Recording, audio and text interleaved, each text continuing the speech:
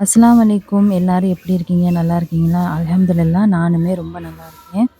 ரம்ஜான் வரப்போது. அது எல்லாருக்குமே தெரியும். ரம்ஜான் வந்தாலே முதல்ல கிளீனிங் ஒர்க் தான் போகும். ஆமாங்க. நாங்க கொஞ்சம் முதல்லே ஸ்டார்ட் பண்ணிட்டோம். ஏன்னா, பசங்களுக்கு கொஞ்சம் பொங்கல் அப்ப லீவெல்லாம் விட்டுருந்தாங்க இல்லையா? சரி இதுதான் நல்ல சான்ஸ்ன்னு சொல்லிட்டு, எல்லாருமே ஒரு ஒரு வேலையா நாங்க செஞ்சுக்கிட்டு இருந்தோம். பசங்கள லீவ் அப்ப சும்மா இருந்தா ரொம்ப சேட்டை பண்ணுவாங்க. அதனால ஆளுக்கு ஒரு வேலைய குடுத்தா, அவங்களுக்கு கொஞ்சம் டைம் பாஸ் ஆகும். நம்மளுக்கும் வேலை நடந்த மாரி இருக்கும். என்னடா மல்லிகை சாமான் கொட்டி வைக்கிற பாக்ஸ் எல்லாம் பழைய மாடலா இருக்குன்னு நெனைக்காதீங்க. எங்க அம்மா வந்து எதையுமே தூக்கி போட மாட்டாங்க. அவங்க யூஸ் பண்ணது அவங்களுக்கு ரொம்ப முக்கியம். நம்ம ஏதாவது தூக்கி போட்டோம்னா, "இந்த டப்பா எதுக்கு தூக்கி போட்டேன்னு?" கேட்பாங்க. அதனால அவங்க இஷ்டப்படியே விட்டாச்சு. சரி வைங்கன்னு சொல்லிட்டு. வேற எது நம்ம வாங்கி வச்சாலும் அதில அவங்க கொட்டி வைக்க மாட்டாங்க. ஏதாச்சும் சொன்னோம்னா, அம்மா சொல்ற ஒரே டயலாக், "புதுசு வாங்கிர்லாம். ஆனா பழச வாங்க முடியுமா?" அப்படி தான் சொல்லுவாங்க. யாரெல்லாம் உங்க வீட்ல இந்த மாரிலாம் சொல்லுவாங்கன்னு சொல்லுங்க. இந்த வேலை எல்லாமே கிளீனிங் ஒர்க் எல்லாமே ஒரே நாள்ல பார்த்து முடிச்சோம்னா, கண்டிப்பா இல்ல. 2, 3 நாள் ஆச்சுங்க. இந்த வீடியோ வந்து பொங்கல்லாம் முடிஞ்சிருச்சு. இந்த வீடியோ வந்து பசங்களுக்கு பொங்கல் லீவெல்லாம் முடிஞ்சிருச்சு. ஸ்கூலுமே தொறந்துட்டாங்க. அதான் ஸ்கூலுக்கு தான் இப்ப டிஃபன் ரெடி பண்ணிக்கிட்டு இருக்கேன். அன்னைக்கு வந்து இட்லி, தேங்காய் சட்னி இது 2ம் தான். தேங்காய் சட்னி எங்க அம்மா எப்படி அரைப்பாங்கன்னா, கொஞ்சமா நெல்லிக்காய் அளவுக்கு புளி சேர்த்துக்கிருவாங்க. அதில கொஞ்சம் 1 கொத்து கருவேப்பிலையும் சேர்த்துக்கிருவாங்க. புளி எதனால சேர்க்கிறதுனா, நம்ம தேங்காய் சட்னி கொஞ்சம் லேட் ஆனாலும் கொஞ்சம் சலிச்ச மாரி இருக்கும். ஆனா புளி சேர்த்தா கொஞ்ச நேரம் இருக்குங்க. சலிக்காது ரொம்ப சீக்கிரம். அதனால எப்பவுமே கொஞ்சமா புளி சேர்த்துக்கிருவாங்க. இது என்னன்னா, இந்த கஷாயம் எனக்கு தாங்க கொஞ்சமா வெந்தயம், பட்டை, ஏலக்காய், கிராம்பு இத நைட்டே ஊற வச்சுருவேன். காலைல இத வேக வச்சு அந்த தண்ணி மட்டும் நான் எடுத்துக்கிருவேன். இந்த ட்ரிங்க் எதுக்குன்னா, வெயிட் லாஸ் பண்ணவும் கொஞ்சம் நல்லா யூஸ்ஃபுல்லா இருக்கும். உங்களுக்கு விருப்பப்பட்டா ட்ரை பண்ணி பாருங்க. இந்த ட்ரிங்க் எப்படி எடுத்துக்கிறதுனா, கொஞ்சம் கேப் விட்டு எடுத்துக்கிறணும். கன்டினியூவா எடுத்துக்க கூடாதுங்க. நம்ம ஸ்கூல் டயத்துல எவ்வளோ சீக்கிரம் எந்திரிச்சாலுமே கரெக்ட்டா அந்த டயத்துக்கு 7 மணி ஆயிரும். ஸ்கூல் கிளப்புற அந்த ஹரிபரியா வேலை செஞ்சுக்கிட்டு இருப்போம் நம்ம. இங்க பசங்களுக்கு 7 மணிக்கெல்லாம் ஸ்கூல் தொறந்துருங்க. ஜிஷானுக்கு வந்து கரெக்ட்டா 7 மணிக்கு அங்கே அட்டெண்ட் ஆகணும். அவன் இன்னும் தூங்கிட்டு இருக்கான். மணி 6:30 மணி ஆயிருச்சு. ஜைனப் வந்து அப்படி இல்ல. ஒரே சத்தத்துல அது எந்திரிச்சுருவா. அவ வேலைய அவ பார்த்துக்கிருவா. ஆனா ஜிஷான் வந்து அவன எழுப்பி விட்டு, அவன பிரஷ் பண்ண சொல்லிட்டு, காலையில ஒரே போராட்டமா தான் இருக்கும் இங்க. நானுமே இங்க இட்லி எல்லாம் அவிச்சாச்சு. அவிச்சுட்டு, அதுக்கப்புறம் சட்னி தாளிச்சு விட்டுறலான்னு சொல்லிட்டு, அதான் தாளிச்சு விட்டுக்கிட்டு இருக்கேன். ஜைனப்க்கு வந்து தக்காளி சட்னி தான் ரொம்ப பிடிக்கும். தேங்காய் சட்னி கூட அவ்வளவா பிடிக்காது.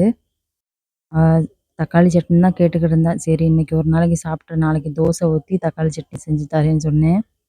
என் வீடியோ முதல்ல இருந்து பார்க்குறவங்களுக்கு தெரியும். அவனுக்கு இட்லியே சுத்தமா பிடிக்காது ஜிஷானுக்கு. அதுக்காண்டி தான் அவனுக்கு தனியா ஒரு முட்டை தோசை ஊத்தி குடுத்துடலான்னு சொல்லிட்டு ஊத்தி குடுத்துக்கிட்டு இருக்கேன். ஏன்னா காலையில அவனோட கத்த முடியாது என்னால. அதனால அவனுக்கு விருப்பமானத செஞ்சு குடுத்தா பேசாம சாப்பிட்டு போயிருவான். ஜைனப் வந்து முட்டை தோசை சாப்பிட மாட்டா. அவளுக்கு பிளெயின் தோசை தான் ரொம்ப பிடிக்கும். அவனுக்கு இந்த மாரி முட்டை தோசை வெரைட்டியான டிஷ் எல்லாம் ரொம்ப பிடிக்கும் ஜிஷானுக்கு.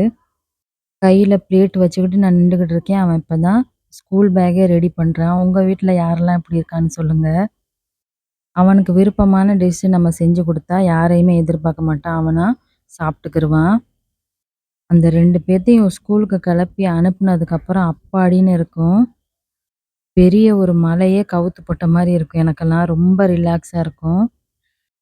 ஆனாலும் பசங்க போனதுக்கப்புறம் வீடு ரொம்ப கப்பு சிப்புன்னு கிடக்கும். அதுவுமே நல்லா இருக்காது. பசங்க இருந்தாலும் தொல்ல, இல்லாட்டியும் ரொம்ப சங்கட்டமா இருக்கும். மணி 7 மணி ஆயிருச்சு. இன்னமும் அவன் ஆர்கியூமெண்ட் இன்னும் முடியல பாருங்க. ஏதாச்சும் ஒண்ணு சொல்லிக்கிட்டே வம்பிழுத்துக்கிட்டே இருப்பான், ஜைனப்கிட்ட. இவங்களுக்கு டியூட்டி பக்கத்திலேயே இருக்கனால, அவங்களே வந்து கொண்டோய் விட்டுருவாங்க. நான் மேக்ஸிமம் அவ்வளவா கொண்டோய் விட மாட்டேன். முதல்ல எல்லாம் காலையில 5 மணிக்கு பள்ளிவாசல் இருக்கும். 4 மணிக்கெல்லாம் எழுப்பி 5 மணிக்கெல்லாம் கிளப்பி பள்ளிவாசல் விட்டு 6:30 மணிக்கு பள்ளியிலேருந்து கூப்பிட்டு வந்துட்டு, அதுக்கப்புறம் ஸ்கூல் ரெடி ஆயிட்டு, ஒரு 7 மணிக்கெல்லாம் கொண்டோய் ஸ்கூல்ல விட்டுருவேன் நான்.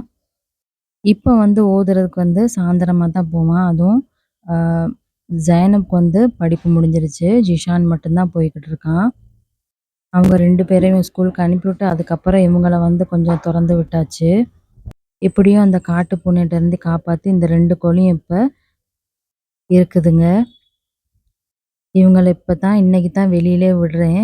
இத்தன நாள் நான் கூடையில போட்டு தான் அடைச்சு வச்சிருந்தேன். ஏன்னா ரொம்ப குட்டி குட்டியா இருக்கறனால, நான் விடமாட்டேன். இன்னைக்கு தான் கொஞ்சம் சரி கொஞ்சம் தொறந்து விட்டா தான் கொஞ்சம் அவங்க பெருசாவாங்க, கொஞ்சம் பழகுவாங்கன்னு சொல்லிட்டு, அவங்களுக்கு கொஞ்சம் அரிசி, தண்ணி எல்லாம் வச்சு குடுத்துட்டு, அதுக்கப்புறம் நான் வந்து பாத்திரம்லாம் நல்லா வாஷ் பண்ணி எடுத்தாச்சு. சமைச்சு கூட சாப்பிட்டுறலாம் போலங்க. ஆனா, அந்த பாத்திரம் வெளக்குறது, செட் பண்ணி வைக்கிறது தான் பெரிய வேலையா இருக்கும். எது தேவையோ முக்கியமானது, அது மட்டும் கிச்சன்ல வச்சுருவோம். ஏன்னா, கிச்சன் ரொம்ப குட்டியூனா இருக்கும் எங்களுக்கு. அதுல ஒரு ஆள் தான் நிக்க முடியும். 2 ஆள்லாம் நிக்க முடியாது. அதனால மிச்ச பாத்திரத்த வேற ஒரு ஷெல்ஃப்ல நாங்க வச்சுருவோம். எனக்கு ஒரு ஆசை வீடு கட்டுனதுக்கப்புறம் கிச்சன் மட்டும் நல்லா பெருசா கட்டணும்னு சொல்லிட்டு, இன்ஷா அல்லாஹ் எப்ப நிறைவேற போகுதுன்னு தெரியல.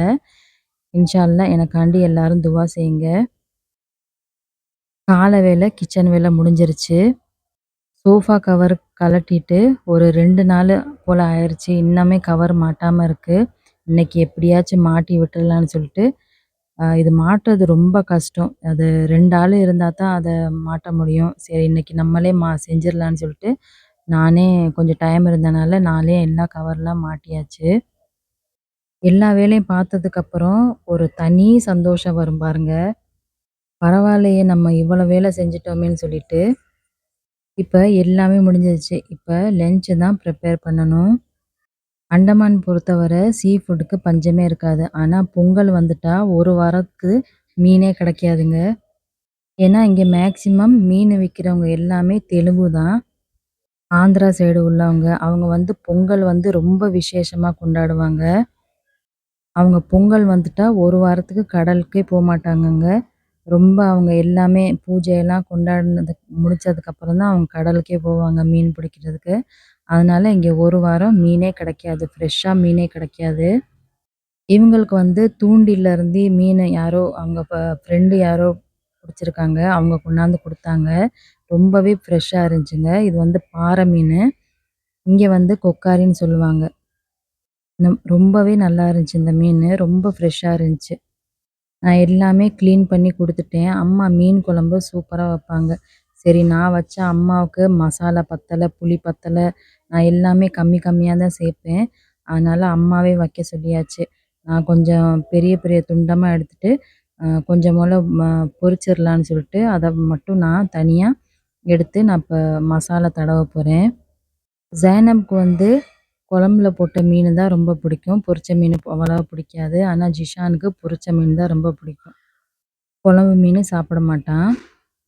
அதனால கொஞ்சம் நிறையாவே பீஸ் எடுத்து இப்ப வறுக்கிறதுக்கு மசாலா தடவ போறேன். பாருங்க, தலை, வாலு, கொஞ்சமா நடுத்துண்டு மட்டும் தான் எடுத்திருக்கேன் மீன் குழம்புக்கு. இதில கொஞ்சமா முருங்கக்காவும் சேர்த்துக்கிருவாங்க அம்மா. சூப்பரா செய்வாங்க மீன் குழம்பு. வறுக்கிறதுக்கு மசாலா வந்து மஞ்சள் தூள், மிளகாய் தூள், உப்பு, இஞ்சி பூண்டு பேஸ்ட்டு. இதுதான் சிம்பிளா இருக்கும். ஆனா டேஸ்ட்டாவும் இருக்கும். இதில மல்லி பொடியும், கொஞ்சமா லெமன் புழிஞ்சு விட்டாலும் அதுவுமே சூப்பரா இருக்கும். நான் அந்த மாரி செய்யல. சிம்பிளா இந்த மாரி தான் செஞ்சேன். இதுவுமே டேஸ்ட்டு ரொம்ப நல்லாயிருக்கும். இப்ப எல்லாமே மசாலா சேர்த்தாச்சு. இப்ப கையினால நல்லா மசாலா எல்லா பக்கமும் வர்ற மாரி நல்லா மிக்ஸ் பண்ணி விட்டுக்கிறலாம். அம்மாவ வறுத்த மீனுக்கு மசாலா சேர்க்க சொன்னா, உப்பு பத்தாம போட்டுருவாங்க. அதனால எப்பவுமே வறுத்த மீனுக்கு மசாலா சேர்க்க சொன்னா நான் தான் சேர்ப்பேன். சேர்த்து வச்சுட்டு, தண்ணியுமே வரல அன்னைக்கு. சரி மோட்ரு போட்டு மேல கொஞ்சம் பூச்செடிலாம் ரொம்ப வாடி போய் கிடக்கு. அதில கொஞ்சம் புடிச்சு வச்சுட்டு, இந்த சின்டெக்ஸ்லயும் கொஞ்சம் ரெப்பணும். சரியான பனி வேற பெய்யுதுங்க. பனினால வண்டியெல்லாம் அப்படியே ஒரு மாரி வெள்ள வெள்ளையா பூசணம் பூத்த மாரி இருக்கு. காலையில எந்திரிச்சு வந்து பார்த்தா. அதனால கொஞ்சம் காருக்குமே கொஞ்சம் தண்ணி அடிச்சு விட்டாச்சு. துணியுமே காய வச்சுட்டு காலையில எடுக்க முடியாது. ஒரு 10, 11 மணிய போல எடுத்தா கொஞ்சம் காஞ்சு நல்லாயிருக்கும். இல்லாட்டி சாயந்தரமும் எடுக்க முடியாது. ஏன்னா பனி பதத்தில ரொம்ப வத வதன்னு இருக்கும். அதனால மறுநாள் ஒரு 10, 10:30க்கெல்லாம் எடுத்துருவேன். எல்லா வேலையும் செஞ்சுட்டு வந்து பார்த்தா, அம்மா மீன் குழம்பு சூப்பரா ரெடி ஆக்கிட்டாங்க. மீனுமே கொஞ்சம் பொரிச்சு எடுத்தாச்சு. இது லாஸ்ட் பேட்ச் பொரிக்கிறது. இதுவுமே வறுத்து எடுத்தாச்சு. இப்ப மீன் குழம்பு, மீன் வறுவல் ரெடி ஆயிருச்சு. ஈவினிங் போல ஒரு பர்த்டே பார்ட்டி இருந்துச்சு. இவங்க ஃப்ரெண்டோட பிள்ளைக்கு தான் பர்த்டே பார்ட்டி. இது பார்த்தீங்களா எங்கள் வீட்டிலே பூத்தது இந்த பூவெல்லாம் அப்படின்னு சொல்ல ஆசைதாங்க. ஆனால் காட்டு மல்லி மட்டும்தான் எங்கள் வீட்டில் பூத்தது. கனகாமரம் வந்து எங்கள் தெரிஞ்சவங்க வீட்டில் இருந்தே கொடுத்தாங்க. இந்த கனகாமரமும் காட்டு மல்லிக்கும் அவ்வளோ சூப்பர் காம்பினேஷனுங்க. நானுமே ரெடி ஆகிட்டேன். இதுதான் என்னோடய அவுட்ஃபிட். ஒரு 7 மணி போல் தான் கேக்கு கட் பண்ண ஸ்டார்ட் பண்ணுவாங்கன்னு சொன்னாங்க. அதனால் ஒரு 7 மணிக்கு தான் நாங்கள் வீட்டை விட்டு கிளம்புனோம். காரு நாங்கள் எடுத்துகிட்டு போகல. ஏன்னா கார் வைக்க இங்கே இடம் இருக்குமா என்னென்னு தெரியலன்னு சொல்லிட்டு அவங்க பைக்கில் போயிட்டாங்க. நான் ஸ்கூட்டியில் போனேன். அங்கே பார்த்தா இடம் நிறையாவே இருந்துச்சுங்க. அவ்வளோ கூட்டமெல்லாம் இல்லை. ஏன்னா பர்த்டே பார்ட்டி இல்லையா, சிம்பிளாக தான் வச்சுருந்தாங்க. ஆனால் கூட்டம் அவ்வளோவா இல்லை, நல்லா இருந்துச்சு. அந்தமான் பொறுத்தவரை அத்தி பூத்தாப்பில் என்னைக்காச்சும் ஒரு நாளைக்கு தான் இந்த மாதிரி பார்ட்டியெல்லாம் நம்ம அட்டன் பண்ண முடியும். இவங்களுமே பார்ட்டி அட்டன் பண்ணணும், கல்யாணம் அட்டன் பண்ணால் எதுக்குமே அவங்க போக மாட்டாங்க. நம்ம ஊர் சைட்லலாம் கல்யாணம், வளைகாப்பு, கந்திரி கொடுக்குறதெல்லாம் மிஸ் பண்ணாமல் நாங்கள் போயிடுவோம் சின்ன பிள்ளையில். அது ஒரு செம்ம ஜாலியாக இருக்குங்க. நாங்கள் போயிட்டு ஒரு 10 நிமிஷம் போல் கேக் கட் பண்ண ஸ்டார்ட் பண்ணிட்டாங்க. நாங்கள் கரெக்டாக டயத்துக்கு போனோம். எல்லா சின்ன பிள்ளைங்களுமே கூப்பிட்டு வச்சு அவங்க கேக் வெட்டினாங்க. ஜிஷானுமே போயிருந்தான் ஸ்டேஜுக்கு. இவங்களுமே போய் கிஃப்ட்டு கொடுத்துட்டு வந்துட்டாங்க. அப்புறம் என்னங்க, டின்னர் சாப்பிட வந்தாச்சு கீழே. டின்னர் வந்து pulao, puri, mixed vegetable gravy, chicken gravy, அப்புறம் வந்து ஆனியன் ரைத்தா. ஸ்வீட்டுக்கு வந்து கீரை செஞ்சுருந்தாங்க. சிக்கன் வந்து வாங்கிக்கிறல, அவங்க வந்து வாங்கிக்கிட்டாங்க, நான் எடுத்துக்கிறல.